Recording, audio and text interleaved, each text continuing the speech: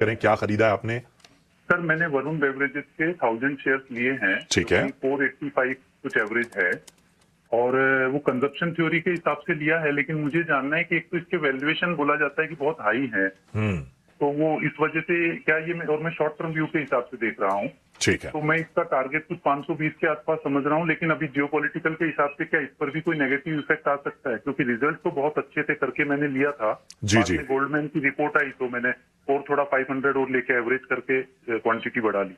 चलिए, एक तो अच्छी बात ये अनिल जी, मैं तारीफ करना चाहूंगा आपकी कि आप बड़े जागरूक कहीं ना कहीं निवेशक लग रहे हैं, ट्रेडर लग रहे हैं, क्योंकि आप हर खबर पर निगाह रखे हुए हैं। तो मुझे बड़ी अच्छा लगा इस बात का कि आपने तमाम चीजों को बड़े स्पष्ट भाषा में रखा कि आपने इस स्टॉक को खरीदा किस वजह से, इसके अलावा आपका नजरिया क्या है और आपकी चिंताएं क्या हैं। चलिए, हमारे साथ दिग्गज market expert Akshay Bhagwat sir जुड़े हुए हैं। अक्षय, इस तरह के जब कॉलर होते हैं ना तो बड़ा अच्छा लगता है कि चलो पूरी तैयारी से हैं, उन्हें पता है फंडामेंटली और तमाम न्यूज फ्लोज भी पता होते हैं। चिंताएं इनकी ग्लोबल टेंशन की है।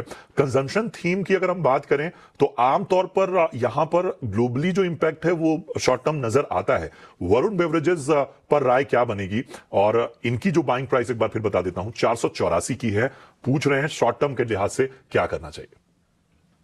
जी देखिए, वरुण बेवरेजेस का जो स्टॉक है फिलहाल जो रिकवरी रैली भी हमने देखी तो कहीं ना कहीं कंजम्पशन स्टॉक्स में वो हिसाब से अभी तक अच्छी रिकवरी नहीं बन पाई है।